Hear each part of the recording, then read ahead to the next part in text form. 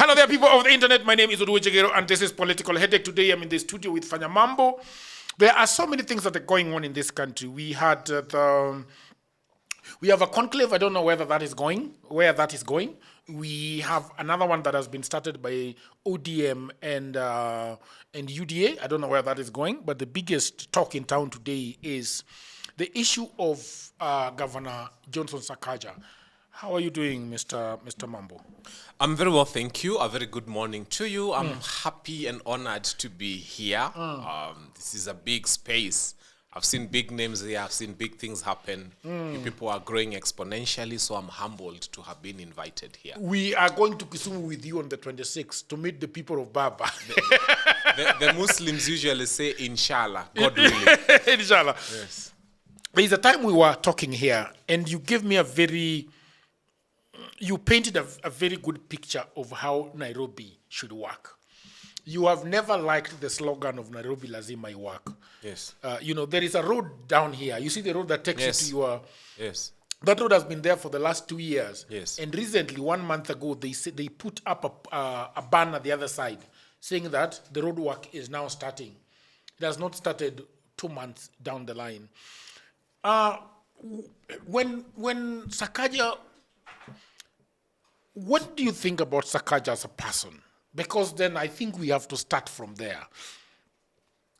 I have no problem with Sakaja the person.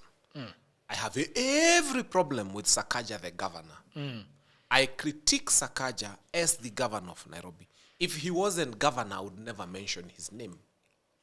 I am at war with him because of the office he occupies, not because of the person he is. Because people might start saying, oh, unachukia Sakaja, unaonea Sakaja. No, I have no problem with Sakaja.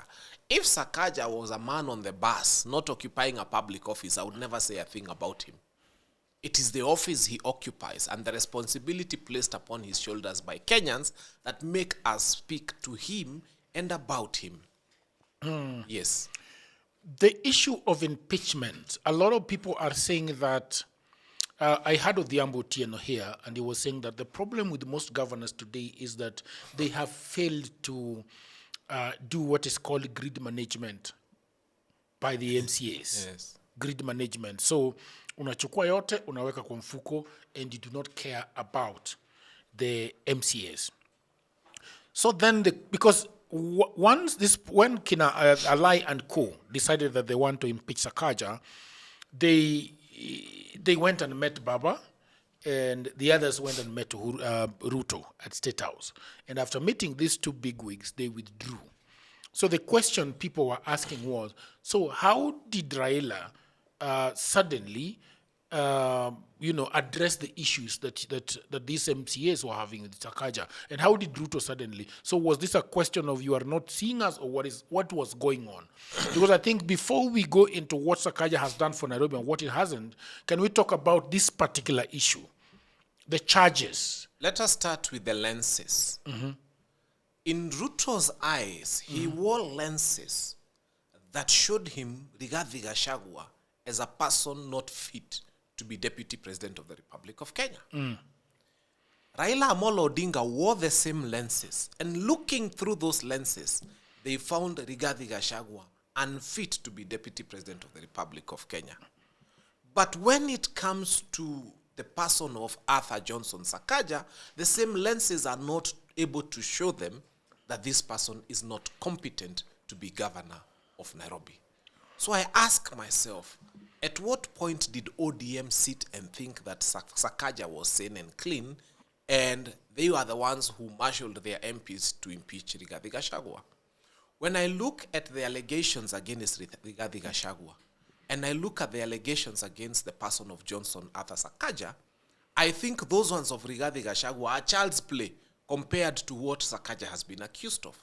Case in point, look at the issue of goons in the city when we had demonstrations and how it was not possible for them not to be attributable to the person of Arthur Johnson Sakaja.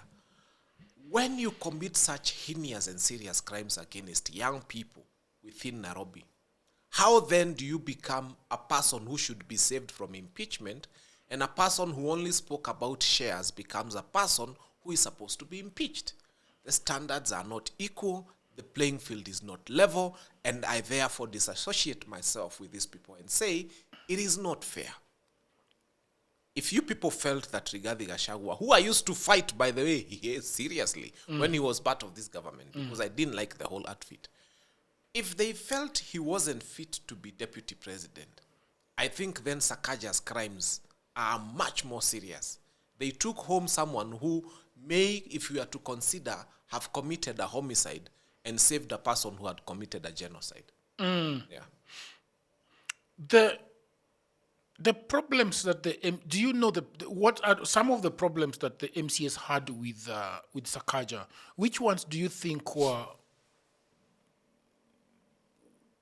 would actually somebody looking at those charges would say this guy has to go home?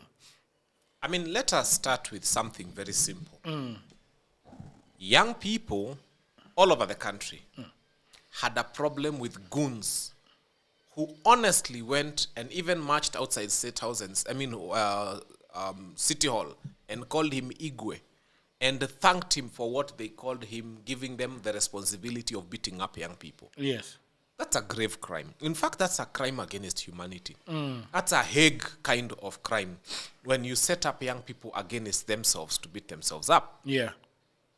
But secondly, and most importantly, is look at, you don't need to go far, Dagoretti North here. Go to Muslim primary school. There is a huge heap of garbage that stands outside the gate of a primary school. That's a disaster in waiting. That heap of garbage has blocked half the road, and it's been there forever. And Sakaja will not move it. I mean, you don't need rocket science to move garbage from the gate of a primary school to where it's supposed to be. I sat on one Wednesday last week on a show with Robert Alai, the one who wanted to impeach Sakaja.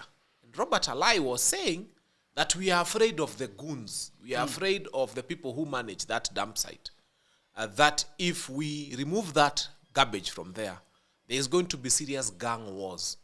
So we would rather that the children there stay at the risk of cholera and a lot of other epidemics, but we please the gangs in Dagoretti North. That is what Alai was saying. Yes. Alai was saying it's that on record. Alai was saying that the gangs should be respected and be given the opportunity to operate. Yes. The same man who wanted to impeach. I was on record with him on TV. I can share the tips. Yes. I sat one-on-one with him. And he said the reason the city county is not touching that garbage is because they do not want to annoy gangs. So the primary school children would rather face the stench of that garbage, but don't displease the gangs. So when you have a county government that thinks like that, then it's a failed county government. And the question I was asking is this: why then don't we do this? We tell these goons, it's fine, we don't want to annoy you with the gangs. Why don't you allow us, we take this garbage and put it outside the governor's gate instead of a primary school gate, and let it stay there and smell to the governor himself, and let us see if it's going to last a night. I mean, ile tipa ilibeba takataka ikaenda ikamwaga nje ya Kenya Power. Iko wapi hiyo tipa ichukue hii takataka?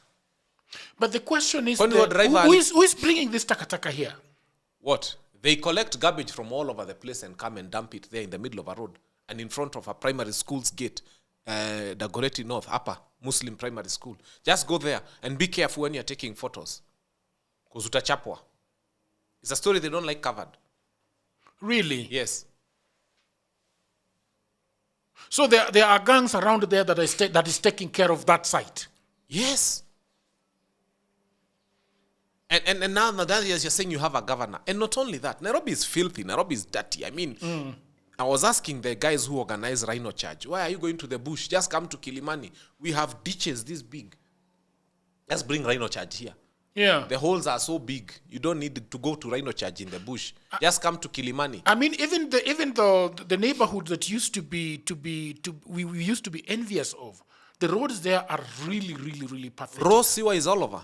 You wouldn't go 2 kilometers in any direction before you find raw sewer. And the one in Kingara, the Kingara road has been smelling for the last 3 years. Yes. And you know, the annoying thing, and that's why people keep saying, oh, you're fighting Sakaja. No. I was here at Dagoretti Corner, na nilikosana na watu wa Kanjo kidogo. Niliwaambia, wait a second.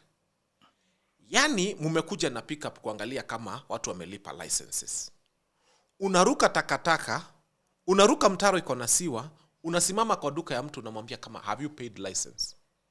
I told them, wait a minute. I actually stopped them.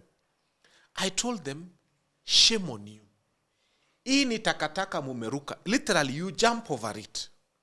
And then there's a mutaro there with green rose. You jump over it.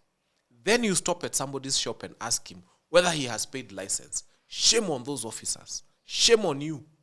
How do you do that? What license fee are you as? Why are you charging license fee? Na wewe mwenyewe ni mtu wa Kanjo, unaruka takataka, unaruka ingine, ati wewe ni mtu wa enforcement, umekuja kuangalia kama tumelipa license. I've always told you, Jegero, God help you never faint in town. Because there'll be no ambulance to pick you up from Nairobi City County. But go gari yako ichomoke terminal, ichomoke tu izimike, terminal ya battery. Before you can open your bonnet to replace your terminal, there will be an unroadworthy breakdown coming to tow your roadworthy vehicle. That's the city we are in. Because in lifting you up with an ambulance, they make no money. But in towing your car by force, Kanjo makes a lot of money. So there's always a breakdown at City Hall, roaming around to tow people who just had the small misfortune of getting even something as small as a punch. Huwezi badilisha kwa barabara. Lakini unaweza vunjika mguu na ufanye a whole operation on the street if that were possible without there having been somebody from Kanjo asking you a question. Jaribu tu ufungue bonnet na ni terminal unarudisha terminal. Breakdown iko mbele yako, you are towed by force. When Sakaja was campaigning for the Nairobi seat, Sakaja used to have very good graphics, very shiny graphics, and very good dimples, pictures, I mean. Is Sakaja is a fraud? I wouldn't say Sakaja is a fraud. I would say the people of Nairobi don't like themselves. You know, it's like we come and give you a basket full of fruits. And we tell you pick a fruit and that's what you're going to have for lunch. And you pick the rotten one, the one with worms, the one that has overstayed, and you eat. And then you start having stomach problems. And then you start complaining to all of us. I ate a bad fruit. I ate a bad fruit. You ask, did the basket have good ones? Yes. And then I chose the bad one. And then I have a running stomach. And then now I am complaining. Shame on you. Shut up. We had Polycarp Igathe. People know his credentials. You guys chose Sakaja. So sometimes I don't blame Baba. Sometimes I just say, Baba is helping you to finish the meal that you ordered. You went to a restaurant. There were many things on available. You said, apana usinipee getheri ya leo nipee ya jana. And now you have a stomachache. So Baba is coming and saying, I don't like the idea of saving Sakaja, but look who ordered for this meal. So Baba is sitting here and telling you, apana kuna kurudisha plate. Maliza. So you order maliza. Anaumwa na tumbo hapana maliza. That's what Baba has done. So that next time, when the menu is placed on the table, you will choose wisely. Si unaenda nakwambia, we don't waste food, by the way. We don't waste food around here. So you ordered, maliza sahani yako. There were other meals. Why did you choose this one? Maliza sahani yako. That's what Baba is telling Kenyans. The other question I wanted to ask you is that when Uhuru Kenyatta was president and Sonko was the county with the Nairobi county governor, he had to bring in the general to take over the operations of the city, at least some part of the operations of the city. And then after his term ended, they did not follow up on what he had done. What do you think about the bringing us the general to run the city? And do you think that we should bring the general back, or what should we do? We don't even need to bring the general back. There is a series I've always wanted to do. Yeah. It's called Ilikuwa Yetu, Sasa Ni Yao. Let me explain. I just saw Ethiopia sign a deal with Dangote. They're going to start producing fertilizer. A desert country. And Kenya shall be buying fertilizer from Ethiopia. Why? When Dangote wanted to start a fertilizer company, the first place he came to was here. Aliitishwa pesa, bribes, nini, he got angry, he left. Ethiopia rolled out a red carpet for him. They asked him for nothing. They actually showed him where to set up the plant. I know of a story of a person who came from Australia, a very senior person, and they wanted to start an ammonia generating plant, again within the idea of fertilizer. The persons they met demanded for 50% shares in that company. The Australians were so angry, they left and they went. It is happening in Namibia. Soon Namibia will start doing that. Ilikuwa yetu, sasa ni yao. Let me bring you closer home. Nairobi has had several governors. Without mentioning a name, I'll tell you there was one who, if I found right now, I would even slap. They approached that governor and said, we want to start a Formula 1 track around Kasarani. For those who know, a Formula 1 track is about 7.5 kilometers by about 3.5 kilometers. With about 200 acres of land, you can do a Formula 1 track. They did one because they checked Kasarani. Kasarani has about 400 acres of land. So it was possible to set up one at Kasarani. Ilikuwa yetu, sasa ni yao. That particular governor walked up to the Italians, looked at them in the face, and demanded a bribe of 50 million to allow them to set up a track at Kasarani.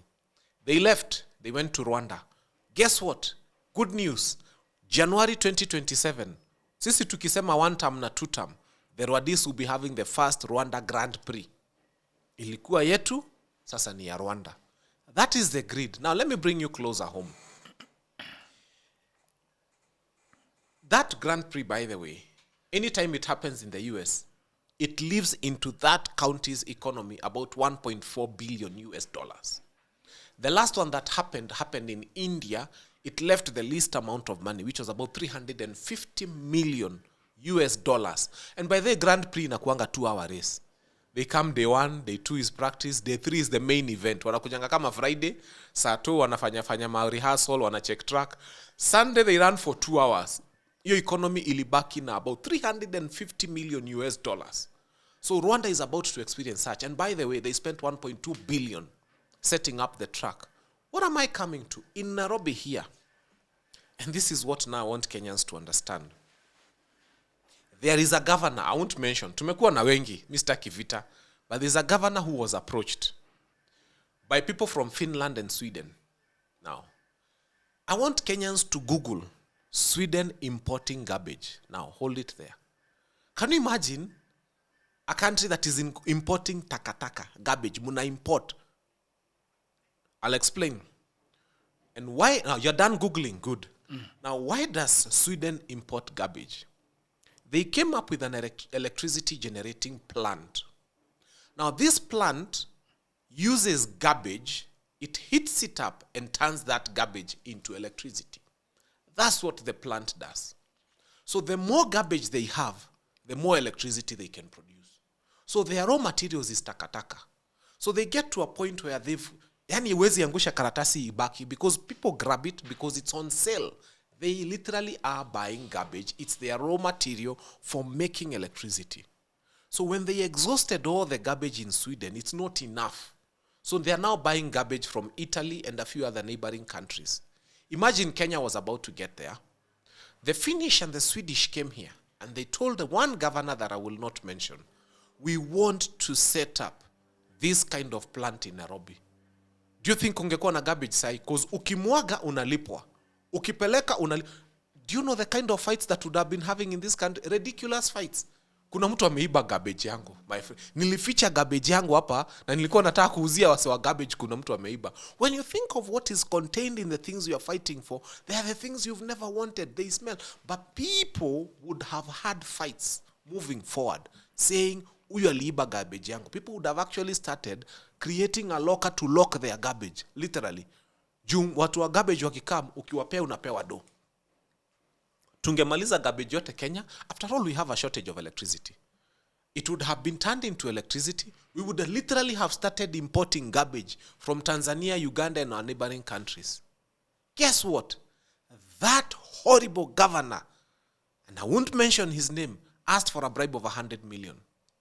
and the Finnish and the Swedish left. They are in Rwanda. Guess what Rwanda has done? Red carpet. What were you saying? You can buy garbage, yes. How much? Where do you want the plant? How much land do you need? If we have to displace people, we will displace them. I wouldn't be surprised if 2, 3, 4 years from now, Rwanda starts importing garbage from us. I will not be surprised. They have not signed the deal, but conversations are in top gear. So Nairobi does not need an extremely brilliant governor. Nairobi just needs genuine people. You want to set up a Formula 1 track. What are the maths like? We are going to invest $1.2 billion. What else? If we come and do one race kama ya India, this economy will have about 350 million zimebaki huku dollars. Why are you saying give me a bribe? That guy should have been, oh, sorry, welcome. How fast do you want? You know, akikohoa unamwambia, unataka paracetamol. Akijitega kidogo unamwambia, let me tie your shoelace. You're about to bring $1.2 billion. Now, that garbage plant, atungekuwa na uchafu tunaona Muslim. Atungekuwa na uchafu hii Kenya. It would have employed so many young people because literally, ile wizi ingekuwa sasa si ya simu. People are stealing garbage from one another. The garbage at the primary school will not be there. Where would it be? Who it's got a price to it. People are buying it. Mbona upatangi chuma yote imeanguka chini imetupwa? It's because unajua ukiokota a piece of metal upeleke kwa wale wanapima kilo, you'll come up home with a coin. Once you attach a value to anything, you get money. And if Kenyans think I'm giving fantastic stories, just Google Sweden importing garbage. And you'll understand what I'm talking about. They make millions of dollars from now selling electricity to the national grid. And Kenya needs electricity. So transforming Nairobi does not even need you to be a genius. I am telling you, Kenya is a hub. It is the most important hub in the region. Any brilliant idea you see happening around us started here. There are people who had come here. Reliably, I'm informed. They wanted to turn Turkana into a Vegas. If you know what Vegas is, it was a desert where people came and started a gambling and casino economy. These guys came and looked at Turkana and said, this is what we want. Again, there was a human being there who thought he was so important, he needed to be bribed for that to happen.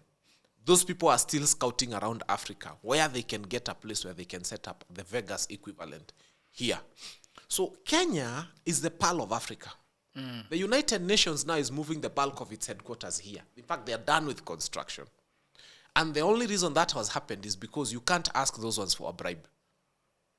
So if the United Nations finds this as the most profitable, the best destination from where to run all their affairs, Kenya tuache kujidharau. Let us vote common sense into places of leadership. Let us queue literally in 2027 and say, apana. Atutaki garbage, atutaki rubbish, atutaki incompetent leaders, atutaki selfish leaders. We are putting in place the right people. And we have to make a very deliberate decision about it. If today Nairobi had a governor who means well for this city, even without coming up with a genius idea on anything, there are millions of people out there who, when they think of an investment destination in Africa, Kenya comes first. All you need to do is to open doors to the right ideas and the right people and to allow them to thrive. Kenya would have been fantastic. Can you imagine there's a Grand Prix in 20... Hata nitaanza tu kusave. Niende tu. Ndio nisemange hii ilikuwa yetu, sasa ni ya Rwanda. Hii sasa wametengeneza fertilizer, it's in Ethiopia. They've just signed the deal with Dangote. So Kenya does not have a problem. Something that is very interesting in all these things that you are saying is that, for example, if an investor is coming into the country and want to set something in Nairobi, do you think they should be going to the governor or they should be going to State House? What's the difference? What's the difference? They will still ask for the bribe. What's the difference? In fact, it will be more the higher you go. So you... It will be more. And I want anybody who thinks I am saying the wrong things. Ukuje mbele ya Wakenya, I challenge them, either at State House or at City Hall. Hold a Bible and swear that there are no investors who ever came to you and you asked for a bribe. And I'll take myself to jail. I want you to come before Kenyans if you are within State House or within City Hall and say, I swear in the name of the living God that I have never blocked investors from coming into this country and demanded for a bribe. Don't take me in circles. Take the challenge. Let's see how many can do it. I speak from a point of information, not from a point of guesswork. I hope that you are enjoying that episode, people of the internet. You know, everybody says there is no job, and that is true. Also, that was me 10 years ago. The problem is that everybody is trying to get a job in their own town, in their own city, in their marketplace. They ask friends for jobs, mothers call uncles, uncles call fathers, but there are no jobs, right? Let me tell you what no one is telling you. Jobs migrated online. What I actually mean is there are many, many jobs around the world and there is no one to do them. I have worked for a long time online, I think more than 10 years. I work for Americans, I work for Europeans, I work for the Chinese, the Australian, Canadians, the Ugandans, name all of them. And last year, I had a eureka moment. I said to myself, you know what? I should compile what I have been doing for the last 15 years. So in 2024, I wrote a book called Gold Mine, 18 Side Hustles for Africans. And it sold a lot of copies. In fact, I was going for, sometimes I was receiving 500 orders in a day. In 2025, something happened. AI came. I think in 2025, AI came. AI came in 2024, but in 2025, it is here with us. And people say AI is taking away their jobs. And for me, I'll say false. There are actually AI jobs. Now, mimi ni nani? I created more jobs. We now have in my book 25 online and offline side hustles that you can do anywhere in the world, whether you are in the village, whether you are in your small town, whether you're in a marketplace, whether you are in your house, you can do them. In this powerful volume 2, I share 25 new actionable online hustles specifically researched and tailored for Africans. My new book provides clear step-by-step guidance, drawing from my extensive experience and research, including the mistakes I have made and lessons I have learned over 15 years in this online job market. You can become an executive assistant to busy folks in Europe, America, and Canada. You can also get paid for tasks like watching videos and taking online surveys. There are many of them and they're in my book. You can also build a business as a virtual assistant, start an e-commerce without a shilling. You can also become an affiliate marketer or an online English tutor. And you can also do tens of AI jobs, and they're all in these books. If you have a job, that is fine, but I know around you there are so many people that are always looking for jobs and at home watching Netflix. Buy this book for your brother, for your sister, for your mother, cousin, husband, who is back at home all day, all night watching Netflix. Okay? Buy it for your friends. That friend who is always asking you for cash, you can buy this book for them. All the information is in the description below. You can also inbox me, you can WhatsApp me, or you can go to my website, which is oduorjagero.co.ke. The book is only 1,000 Kenya shillings. Or if you're anywhere around the world, the book is $10. So thank you very much. Back to programming.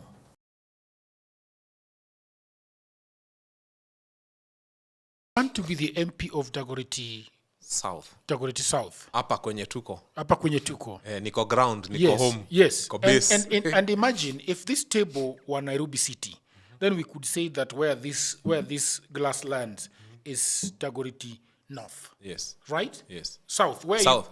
South. Yours is south. Yes. But then after serving here, you can decide, okay, I want to be governor of Nairobi, because now I know what is ailing these, and if we multiply it 10 times, we are in Nairobi. Yes.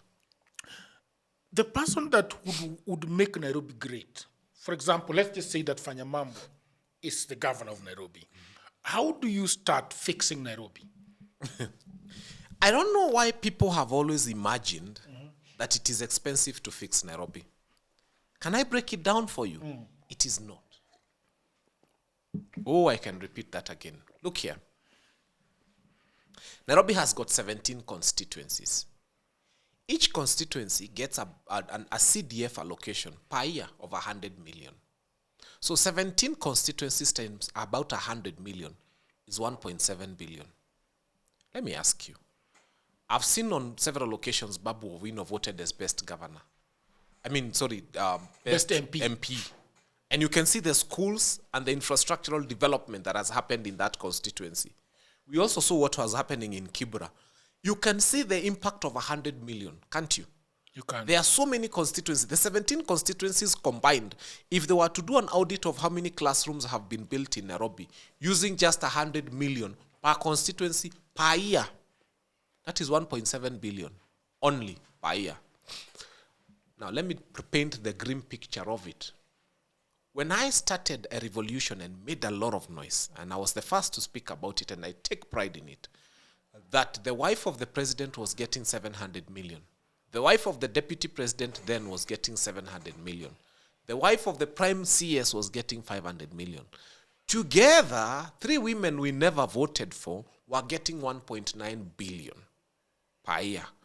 They were getting all those classrooms built by 17 members of parliament combined per year plus 200 million. 3 ladies that we never voted for. And I remember setting up this campaign and fighting. And I remember people picking it up and taking it to TikTok and all sorts of media. And before we knew, it was one of the items in the Gen Z protest. And before we knew, the president brought that down. So if 1.7 billion can do what we have seen CDF do in Nairobi, how much more can a governor do with the billions of money that they 44 billion to be precise. 44 billion. It should be 44 times what we see. It should be 44 times. But what are we seeing? Show me something that looks like 44 billion in Nairobi. Just one item. One road that looks like there's 44 billion that has been realized in Nairobi. I saw a real estate investor in Dubai who was getting honored for selling very many units. And people were clapping for him, and he was asked, "What's your secret?" He said, "Kenya." Really? He has sold most apartments in Dubai to Kenyans. And who are the Kenyans? Politicians. And who are they before 2027? Broke men and women. Before 2022.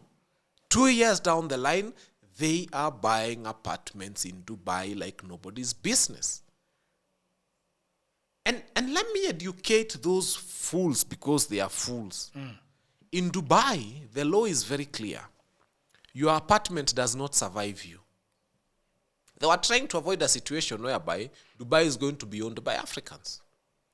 So it is yours for your lifetime. After your lifetime, it goes to the state. It doesn't go to your children. Sasa ona ujinga iko na watu wetu. What do you mean by that? It's their law. That? You can't have your apartment there and then it survives to your children. You own it for your lifetime. After your lifetime, it moves back to the state. Otherwise, if you allow that, what will happen is my generation will steal everything, buy in Dubai, and then all our children will move there and our population will be higher than theirs. They are not foolish. They cannot allow.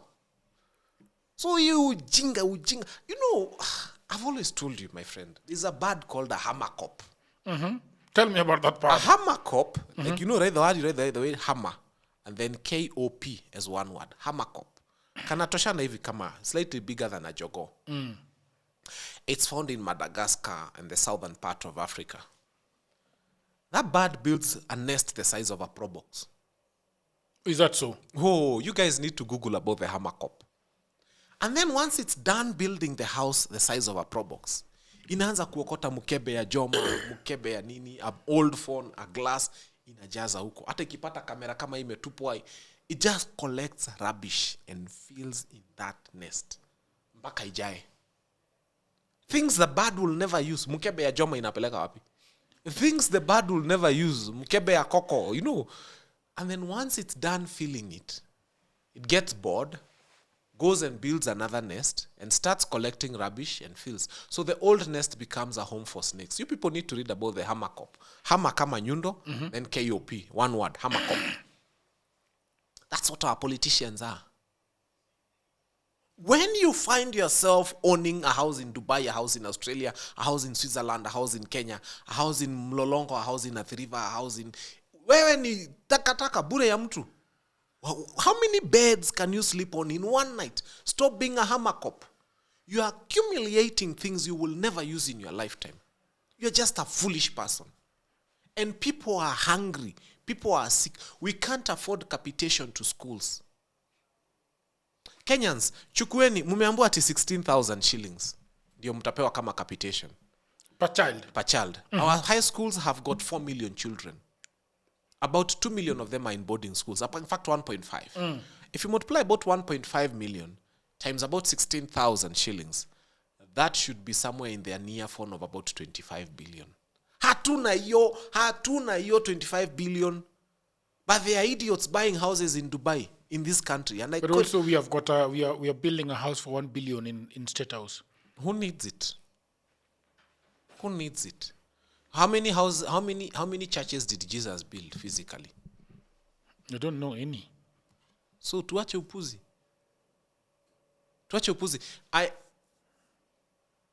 I worry deeply when I see whom we vote for. And that's why I said, God help me to become member of parliament for Dagoretti South. Because one of the things we need to do, you've seen this thing of SHA.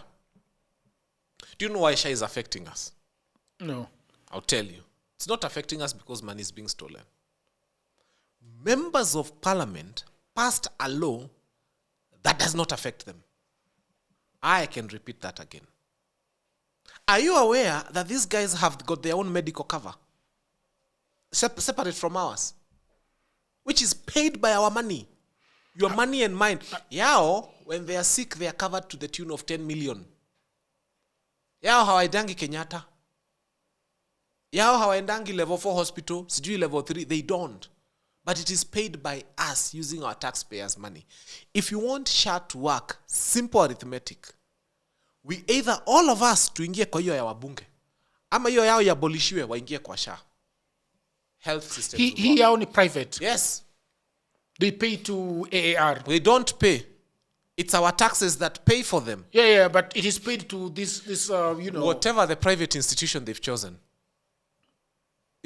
They don't use SHA. They are not consumers of these. They make laws that don't affect them. That's what happened with CBC. They make a stupid education system and then they take their children to international schools that do not use CBC. Hakuna mbunge akona mtoto wako CBC. So even when that conversation comes up, they don't know about it. We need to get to a place where the legislation says that if you're a public officer, you must use public hospitals. You must use public medical cover. You must use public institutions. Na kuambia Olympic italala ikiwekwa choo ya kuflash. Mtakuwa unaenda Olympic una flash toilet. Because mtoto wa mbunge anafaa kusomea huko. Mtoto wa director of education anafaa kusomea huko. I want to know who are the most senior people in the education sector. And we want to see the schools where their children go to school. They are not public schools. So they are not consumers of the laws that they pass for us. That is what is ailing this nation. We have to be members of parliament who are consumers of the laws that they pass for their nation. Ishida itaisha. Ile siku utasema mbunge they can only rely on SHA and they can only go to Kenyatta National Hospital. Utasikia wameleta meli 10 za bed sheets mpya, new toilets. That hospital will be refurbished within 24 hours. Siku hizi wanavunjika mapua, wanapanda ndege kwenda South Africa kuwekwa elastoplast. Even a dental. Kina nani hao? Kung'oa meno. Wewe unawajua, just search member of parliament who went to South Africa to put a elastoplast on the nose. Na mwingine alienda kufanyiwa dental, kutolewa meno South Africa. Kweli? Yes. Because we pay a medical cover for them and they don't care about us. Wewe hebu sema sasa unaenda SHA na hii SHA yako kuwekwa elastoplast kwa mapua. I want elastoplast SHA.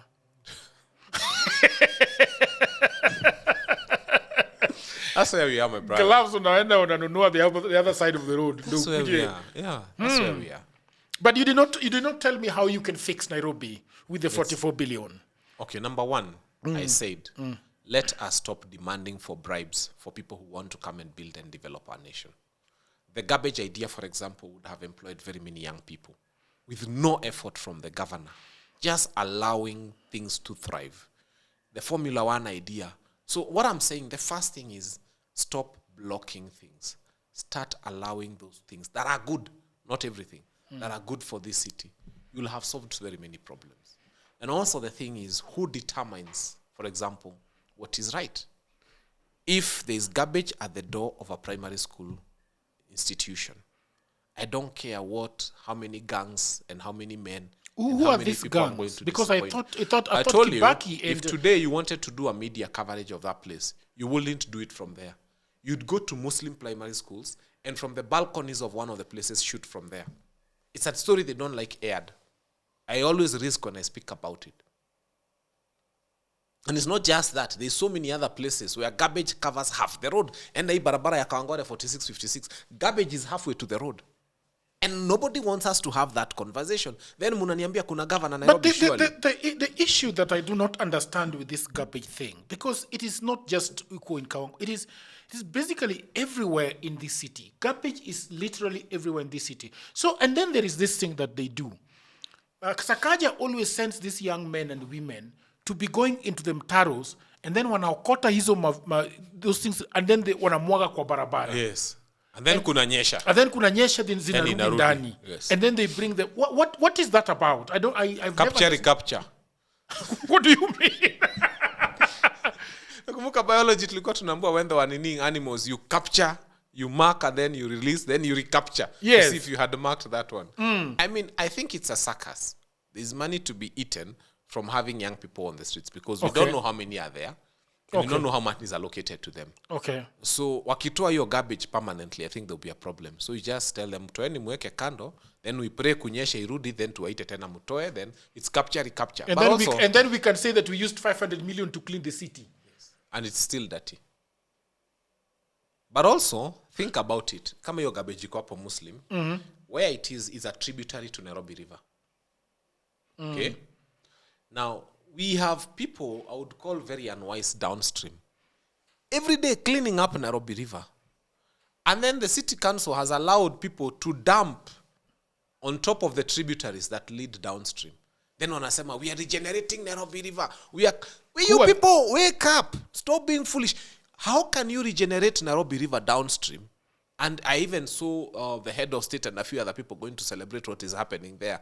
You ask them, do you know the few mikebes you are seeing coming here in plastics? Do you know where they're coming from? No. Come, I take you upstream. Kujeni Dagoretti. Niwaonyesha on top of a tributary that leads to Nairobi River. Ama hamukufanya basic geography mujue tributary inapelekanga maji kwa river. Na maji ya river inateremkanga inafika kule chini. Na huko chini muna clean uchafu inatoka juu. Come on, let's be countries that use common sense. The other thing I don't understand, Mr. FANYA MAMBO, is this issue of garbage. You know, it is something that I really don't understand. So, where is garbage supposed to go in this city? Once it is collected from this apartment, where is it supposed to go? It's supposed to generate electricity, full stop. Wachana na hiyo kizungu mingi. Where are we supposed to dump it in the city? You see, the city county is supposed to make a provision for how garbage is supposed to be handled. But before that, I challenge any Kenyan, chukua any polythene bag uko nayo sahi, pack your shoes and a few things, take a bus to Rwanda or take a flight to Rwanda and see what happens with your polythene bags. You leave them at the airport. So I said, before we address garbage, 70% of our garbage is plastic. Let us address the issue of, are we generating rubbish? Because we are generating rubbish. And ask ourselves, how much are we spending to clean plastics compared to how much are we getting from plastics? If, for example, all the mineral water bottles, companies were told to use the glass bottle. By the way, umaikutana na chupa ya Tusker kwa barabara imetupwa kama haijavunjika? Sijai. Na ikiwa chini mtu ataokota. Juu hiyo ni deposit. Juu 20 bob. Ya soda inakuanga 10 bob. Mbono hujai kutana na chupa ya soda, the glass one imetupwa, but ya plastic imetupwa? I mean, let's be people who use common sense. When you insist that all bottled drinks must be in a bottle that has got a deposit for it, I promise you, itakuwa inaanguka kama imeokotwa. Because it has a value. So, half of our garbage... That would put the... So, a glass bottle of soda is 10 shillings? Yes. Ebu enda utupe sahi uone kijana akichukua yende. So that means that we can actually have all our water in glass, because then Yes. it's because some people sell it for 100, some people sell it for 50, some people sell If it you for have 80. it, if you have it in glass, you will never see a plastic bottle thrown because it has a value. Let me tell you something. You know, have you ever wondered why soda Tanzania chupa yake ni mrefu na ni ya 350 ml na Kenya ni fupi na ni ya 300 ml? Do you think they hate us? You know, in Tanzania, the deposit for the bottle was the equivalent of the then 10 bob ya Tanzania. And in Kenya, the deposit for the bottle was the equivalent of the then 10 shillings ya Kenya. So what used to happen, Kenyans would go in a pickup and buy all the bottles in Tanzania. Because when you sell them here, you get more money. Hiyo ndio ilikuwa biashara, just buying empty bottles of soda and selling them in here. Tanzania. Yes, and across the border in Namanga, people did that business for a long time. And so the company had a problem because they always had a shortage of bottles. In Tanzania. So what did they do? They made it 350 ml and longer. Still, it's So that the Kenyans, so that the manufacturers of soda here would not accept it. it goes to tell you that when you attach value to something, you clean the city. So we are not telling Sakaja and his people to clean the city by having lorries running around here. We are telling them to sit down and from a policy perspective, reduce by 50% the amount of garbage on the roads. And then you reduce the number of trucks running around with heaps of garbage. And you reduce the number of drivers and the amount of money you are wasting in recurrent expenditure. That is brilliant. So I'm telling you, Rwanda huwezi enda na polythene paper. I've been there, I know. Na ukiangalia huku kwetu polythene ni mingi sana. We dealt with the other one, the Juala. So that's why I'm saying today, all we need to do as a country is ask ourselves, the bulk of this garbage, unajua ni kama unaokota chupa za plastic leo unaona zimefika 500. Alafu kesho unakuja unaokota zingine na kesho kutwa, and you are still planning to collect the day after tomorrow, not unless your brain is not But FANYA working. MAMBO, you don't think this one can also be a source of revenue? The plastic should also be recycled. I don't have a problem with recycling. Recycling is a way of dealing with garbage that you created that you didn't need in the first place. Okay. Okay? But if you can get rid of it totally, then you don't need a recycling plant. Kenya spends more money on collection of garbage than we earn from some of those things that we think are useful. I've always told you a 500 ml bottle of water, if you're buying it from the manufacturer, the empty bottle, is 7 shillings. I've sold water for a long time. When you try to think of a lorry full of those plastics, I think even the fuel and the cost of managing those bottles is higher than the 7 bob we are getting from this plastic bottle. It follows therefore, it's like tobacco. For every 1 shilling Kenya earns from tobacco, we spend 7 managing tobacco-related illnesses. So you're better off not having the tobacco. It's true. For every 1 shilling they make from a cigarette, we spend 7 bob treating tobacco-related challenges. So that's why they ban it. It is one hobby that is too expensive to maintain. So let us deal with garbage in a common sense way. And we can start from the source, reducing how much garbage we manufacture. The other question that I want to ask you about this garbage issue, for example, the one at Muslim, the gangs are dumping them there, correct? Yes. Because they have nowhere else to dump them. It's supposed to be a collection center. It's supposed to have been, you know, Kitambo, when county was working, there used to be this big container. It used to have a funny, almost V shape. And it used to have a handle. So they would place them in strategic places where people dealing in garbage in a certain area would come and throw in the garbage. Then Kanjo used to have this lorry that used to come. They would remove a whole container, place it down, and pick the full one and go. But ideally, because guns have monetized the idea of having that site there, they wouldn't want a situation where that rubbish is removed. So in a working system, we used to have collection centers. There was a whole container shaped almost like a U. And if you see those lorries, they used to have a handle. They would lift from themselves unajinua kwa mugongo inaeka chini, a very big container, and leave it there and pick a full one go. So it is easy to manage even the collection centers because the picking was almost done every 2 days. So hata smell hakuna. But now we've not allowed ourselves to do things the right way. Naulizanga ile lori ilienda kumwaga takataka pale KPLC. Kwani iliharibika? Juu inaweza chukua hizi zenye ziko kwa barabara. Ama hiyo lori haina mafuta ni botu change. But kuna 44 billion kwa county. Na hiyo ni ile wanapewa na government. Na ile wanaokota iko wapi? Because they collect a lot. Jaribu kuoperate hapa bila license uone. Hata kungekuwa na rubbish hapa wanairuka hivi takataka wanaruka wakidoji wakuja kukuitisha license. Yeah, they came here to my office at one point and I asked them, where do I fall? In all your collections, in all your names of certificates, where does this one fall? They could not answer that question. And they left. They're very funny people. You know? Now, we have a lot of people that are trying to be governors of Nairobi. Yes. Who is your favorite? Because a lot of people... My favorite candidate hasn't announced themselves yet. They are not appearing to be on the ballot. I don't know. But I'll say this. I'll only tell Kenyans one thing. For the first time, please just look for common sense. Let's start there. Just look for someone who looks like they have common sense. Someone who looks like they have a record of something good they have done. And for someone who means well. I don't know how I'm going to help Kenyans. Lakini yaki, musichague venye mulichagua last time. What do you think about Babu Owino? You know, he's my friend.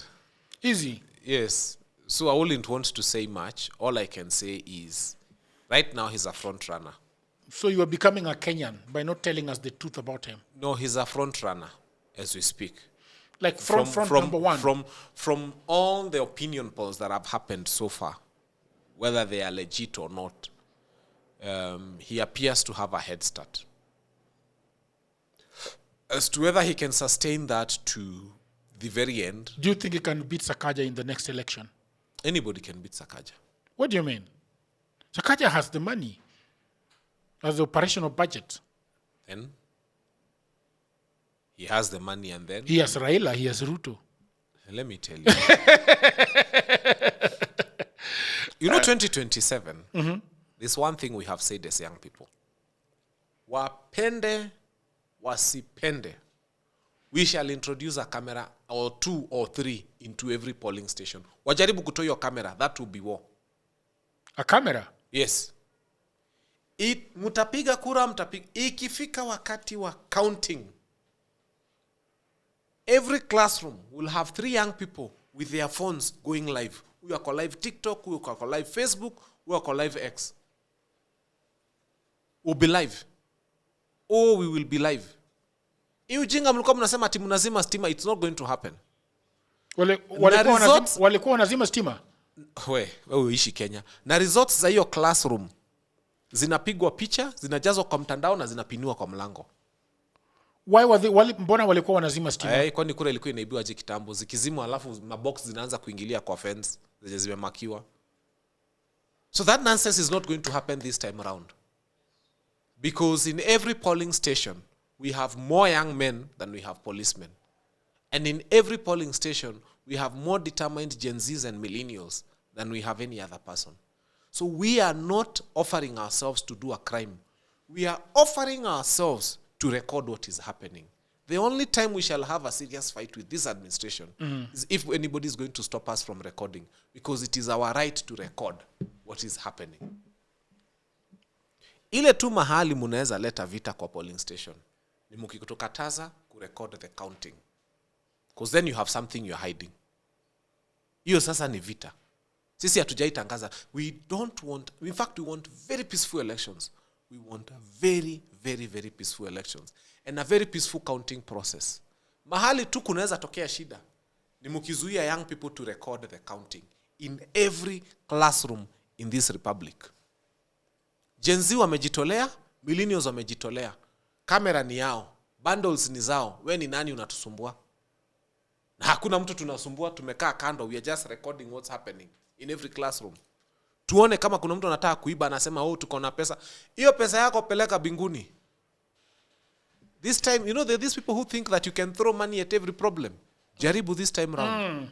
Pesa yako itakuliwa na kura itahesabiwa. What we are defending. And let me tell you, to be fair, if we are in a classroom and the recording shows that William Ruto has gotten more votes in that classroom than any other person, it has to be aired that way. We want to be so bluntly fair that they will hate us for our fairness. If that classroom shows, for example, a candidate like Sakaja in that classroom has gotten more votes than the other preferred gubernatorial candidate, it has to be aired that in that classroom, Sakaja got more votes. We may not like him, but we'll give him his right. And that's why we want to record. So don't just think that we are there to prevent the process of justice. No. We are there to showcase the will of Kenyans. So this time round, the only thing we are fighting against is a subversion of the will of the people. We shall record. If there's a candidate we don't like and he gets more votes, let it be seen how he got more votes. What do you think about the 2027 election? This is somebody that I'm asking every political pundit that comes to to Political Headache. Who do you think is going to be? Do you think Ruto is going to win in 2027? Do you think Raila is going to stand? Do you think? What do you think about Maraga and what do you think about Matiang'i? 2027 will be special. Special in the sense that I am waiting to see someone who has seen the death of Albert Ojwang, the deaths of the young people that happened in the 2024 demos. I'm waiting to see someone who has seen what the theft in Shah. I'm waiting to see someone who has seen news of e-citizen losing 15 billion, 11 billion, 40 billion in one night. I'm waiting to see people who have been through the pain of not having capitation for schools. I'm waiting to see people who've been through the pain of not having university funding model working in their favor. I'm waiting to see people who have lost their patients in hospitals because SHA is not working.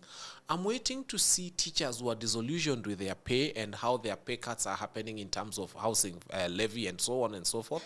I'm waiting to see every other civil servant who's been forced to pay housing levy queuing and saying, "Tutam."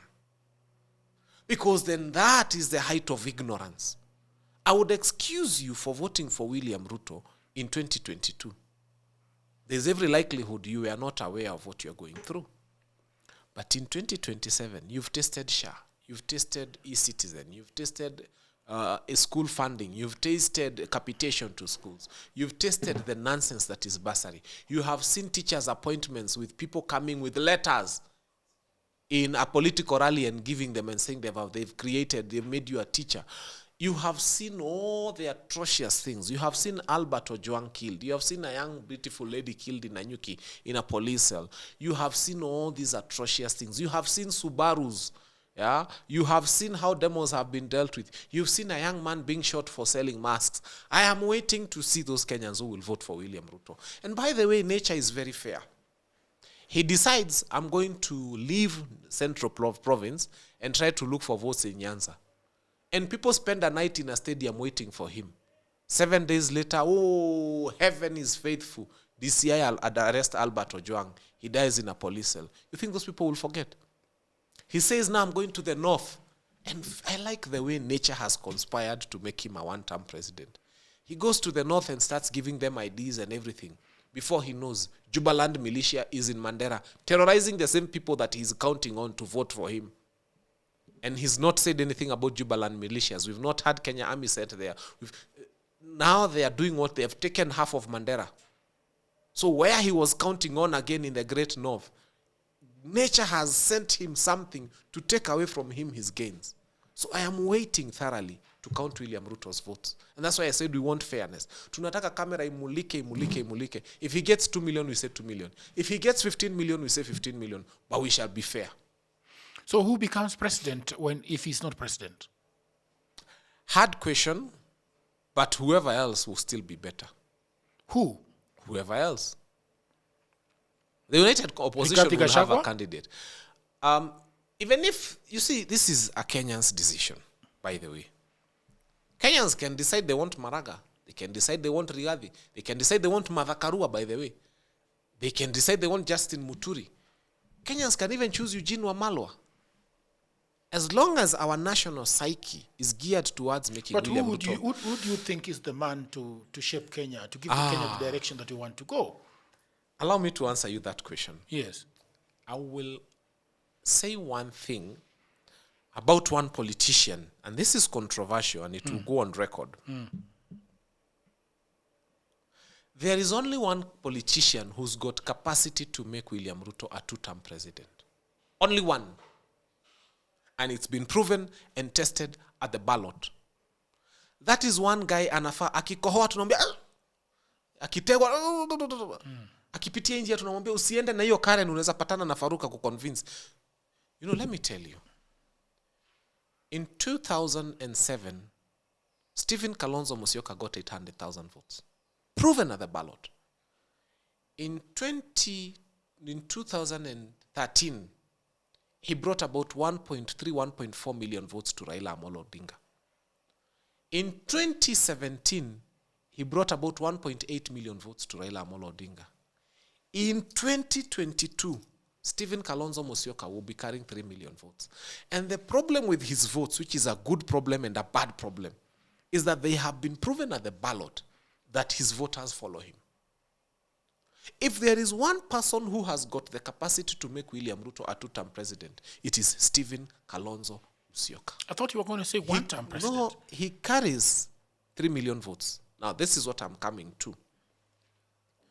The united opposition has to be careful in how they handle Stephen Kalonzo Musyoka. Akisema I have a flu, wanamurushia handkerchiefs mpya kama 10. Because this is 3 million. Akisema amejikwa usiku, what do we spray? Deep heat or something? You know, 3 million votes. Serious. You know, akipitia njia anaenda nyumbani, unajua anaishi Karen. Musikubali apitie pande, anaweza patana na, you know, Faruk Kibet, Didmas Baraza. And, you know, unamwambia pitia tu Langata Road. You know, Kalonzo, 3 million, pitia tu Langata Road. You know, 3 million ni Kamba votes. Yeah, no, it's the votes he carries all over the country. And it's been proven. So let me tell you. So Stephen Kalonzo Musyoka, we are happy, has refused to join this government on several occasions, and he's come out very clearly. He's not joining them. Because if he did join them, he would give Ruto a chance to be president. So if there is one person within the opposition we must handle with care and with civility and with respect, it's Stephen Kalonzo Musyoka. Now, look at Matiang'i. Matiang'i is a good candidate. But he's not been tested. Before you go to Matiang'i, let's watch it back hapo kwa Stephen Kalonzo Musyoka kidogo. So you are saying that he will give Ruto if he moved to that side. If he moved to that side. Yes. But he has said he's not moving. How about if he remained? How does he If Kalonzo remains, his 3 million votes remain where he is. That's what we like about him. And the 3 million votes, you imagine that if the united opposition were to front Kalonzo Musyoka to be president, how would that play out? Please give me a rundown of how that would play out. I'll just tell you this. Whatever the united opposition does, let them make sure Kalonzo is happy enough not to go to Ruto. That's all. They can make him president. They can make him deputy. As long as he's happy enough not to join William Ruto, their offer has to be higher than what William Ruto is going to give him. Can it? It should be. If they want to win. If the united opposition wants to win, one person they must take good care of is Stephen Kalonzo Musyoka. Who do you think they should have as their flag bearer? The united opposition. It is early to say. But all I can tell you. Who do you think? All I can tell you is whatever they do, first wanauliza, where is Stephen Kalonzo Musyoka? Is he happy? Is he okay? Because he is the only politician who, when I think about, if he moved, he would tilt the scales. Matiang'i wouldn't tilt the scales. Maraga would not tilt the scales. Nobody would tilt the scales. If Rigiji was to move, which I know it will never happen, he would never tilt the scales because the Kikuyus would not follow him to Ruto. Is that so? They wouldn't. They would? They would not. Ajaribu atoke sayo, who would follow him? Nobody. They would follow him? Who? Sisi tumefollow Raila bwana, kwani nyinyi mnafikiria nyinyi ni nani? Kindiki went to that side. Alienda na nani? Sisi tumefollow Raila, kwani nyinyi mnafikiria nyinyi ni nani? You know Raila's case is special. Raila's case is special. Oh, is that so? So, if he moved, he would go alone. Yes. I think in our next topic we need to crunch those. We need to have that conversation. But allow me to tell you something about Matiang'i. Okay. Because you won't get this from anywhere else. Okay. There's only one FANYA MAMBO. Okay. You know, Matiang'i represents 2 constituencies. The first constituency is the Abagusi Nation. They will vote for him almost to the man. The second constituency that he represents is of Kenyans who see a Magufuli in him. Kenyans who see him as a transformational leader who would change this country. We don't know how many those are. They've not been tested at the ballot. So if, for example, Matiang'i was to move towards this administration and decide to work with William Ruto, first, all those Kenyans who saw him as a progressive Magufuli kind of leader would not follow him to William Ruto. And then the Abagusi Nation, not all of it would follow him to William Ruto. And their votes are not so many. So Matiang'i is a good candidate for presidency, but he's not a threat to the unity, to the numbers of the united opposition. Maraga possesses with him the idea of this exemplary leader. Okay, he's not been tested at the ballot, but people see a leader who, called off an election, asked for a fresh one. They see him as a progressive guy. Anybody who sees Maraga as a progressive guy would not follow him to William Ruto if he moved to William Ruto. It follows therefore that Maraga is not a threat to the numbers of the united opposition. Same case with Eugene Wamalwa. So the one candidate I feel must be taken care of very carefully is Stephen Kalonzo Musyoka. Why I don't speak of Rigiji is because the Gikuyu nation, and by extension the Gema nation, is saying one thing. Ruto is flying with one card, and you read it from Kaluma and all his people.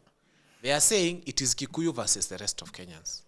Now Kikuyus are saying, yes, that's why they keep saying ni wa Kikuyu, ni wa Kikuyu, ni wa Kikuyu. Read Kaluma and Silvano Osoro. Kila kitu kihappen wanasema ni wa Kikuyu. Sasa, and even Duale. So what are we telling them? We are telling them, look here.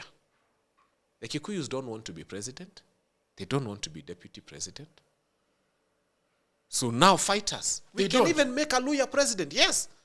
We can make a Kamba president. What for? We've been there. What for? Done that. Yeah. All we want right now is to take William Ruto home. And the best way for the Kikuyu nation to take William Ruto home is to withdraw for them the ability to speak of Kenya versus Gema. And how do we do it? If we front a Kisi, then if we front a Kamba, if we front a Luya, if we front a Masai, we can even front a Luo. We can decide to speak nicely to Gladys Wanga and tell her, we will give you all our votes and make you president. That spoils the whole equation. We can even front Mukisa Kitui. So, do you have, can you give me Mukisa Kitui? I really want to have a conversation. We've had Mukisa Kitui now. He's been appointed the spokesperson of the united opposition. Yes. So he's with us. He's working with us. So we can even make him president. All we are saying is it doesn't have to be a Kikuyu. It doesn't have to be an Embu Ameru. And that's why we are saying 2027, hii card walikuwa nataka kuleta ya Gema versus the whole country will not work. Because you are not going to be on the ballot. Because tunaweza amka tuseme hatutaki president, hatutaki deputy, na hata hiyo prime cabinet secretary tumekataa.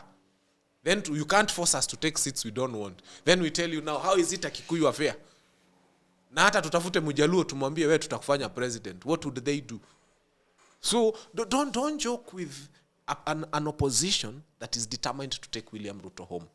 If he's banking on the Luo and there were GR people, hata wajai kuwa na deputy president, tunaweza ambia watuletee Waria mmoja tumfanye deputy president, na watuletee Majaluo mmoja tumfanye president, as long as we take William Ruto home. So that's why when people ask me who will be president, I tell them it can even be a Somali. Munapeana kura huko, museme wako 3 million, mutuambie wako 3.54 million. We'll decide we can get a Somali and tell him to be the presidential candidate. Then we see whether they'll vote for their own or they'll vote for William Ruto. Usijaribu kucheza na sisi. Hey, yo, sabu yako man. Thank you. Ngojeni zitangazwe. Hey. Kama za Somali zitakuwa 5 million votes. Sisi wote kama Wakikuyu tunaishi Isili. Ask a Somali. How many times do you interact with a Kalenjin, for example? When you open your shop in the morning, who are your first 5 customers? The Kikuyus. So why would the Somali want to fight with the Kikuyu? We do business with them every day. In fact, the Somali trades with the Kikuyu more times than any other tribe in this community, this country. They interact with us more. So tunaweza amua kura zao nyinyi fanyeni wapatieni kura zifike 10 million. Kama za Somali zitakuwa 10 million, tutachukua Msomali moja tuseme is a presidential candidate. Tuone ni wangapi watavote Ruto wakiona mtu mmoja. Kikuyu iko na how many votes? Hatutaki kujua, sisi tunataka kujua hizo mnasema ni mingi ni gani. Ni ngapi hii Tutaambiwa. Tunangojea. Sisi hatuna numbers, tutaambiwa. Wacha zifike. I don't want to peddle wrong. Anytime I mention figures on TV, nobody disputes them. Because I do my research first. I'm not tribalist. Sijaenda kuhesabu wa Kikuyu. Sijui ni wangapi, but tumesema. Mukifanya hesabu tuone Waria ndio akona kura mingi. Tutakuja kama United Opposition tutafute Waria candidate. Tuone kama Waria watavote Ruto ama watavote. Mukifanya hesabu museme wa Bukusu ndio wengi Kenya, we'll get a Bukusu. Make him presidential candidate. We wished there was a situation where we wouldn't have to decide the presidential candidate based on tribe. But if you want to take us there, hata hatujakosa mjaluo mzuri tunaweza fanya president. Na akuwe candidate wetu na support sisi wote kama United Opposition. Nipatie hiyo kitu bana. Yeah, so don't joke with us. All right. Yeah. Thank you very much, Mr. FANYA MAMBO. It's always nice to have you here. Please promise me you'll come back again soon. Yes, I told you we can have a deal. Yeah, I'm gonna have I'll a deal. come as often as you possibly agree. Yes, we're going to have that. Thank you very much, people of the internet. This was Political Headache, and this is FANYA MAMBO. And FANYA MAMBO is always spewing all that beautiful. The man with the experience, I usually call you. The man with the facts. You know, here at the Political Headache, we have got something called Fat Facts. It's a segment where we just look at we do the research, and then I do a monologue in front of the camera myself and talk about what is going on. I've done a story on Jubaland. People do not know about how it started. Yes. So thank you very much, people of the internet. Please consider subscribing. If you have subscribed and you've not hit on that notification bell, please do, so that when next time we have FANYA MAMBO, you can always be notified about it. Until another episode, bye for now. Thank you.